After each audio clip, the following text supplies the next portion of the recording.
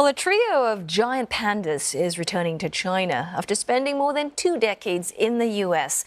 They have been residing in Washington's National Zoo as part of China's so-called panda diplomacy. Well, the departure comes as ties between the two rivals are at their lowest point in decades. Kate Fisher reports from Washington.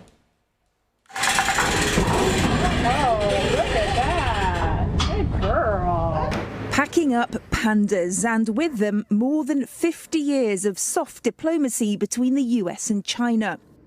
On behalf of the people of the United States, I am pleased to be here and accept the precious gift of the pandas and also these other mementos from the government of the People's Republic of China.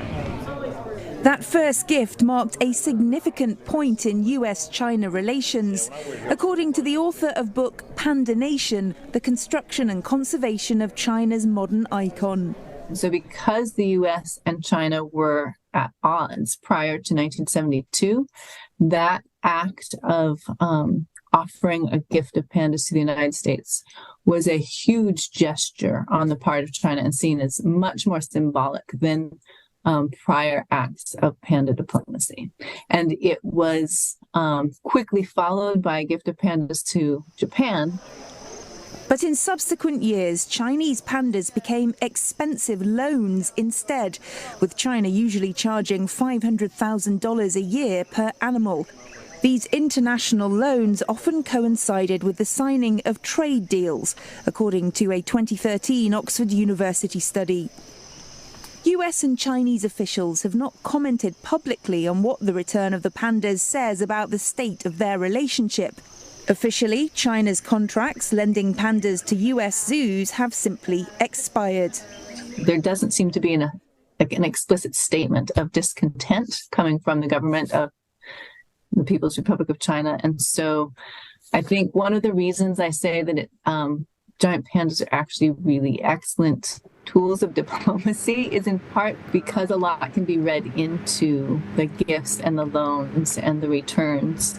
That kind of ambiguity can sometimes be useful. You did a great job! But there's nothing ambiguous for the team who've nurtured these bears. I can promise you that on the day that they're leaving, I'm going to be a mess.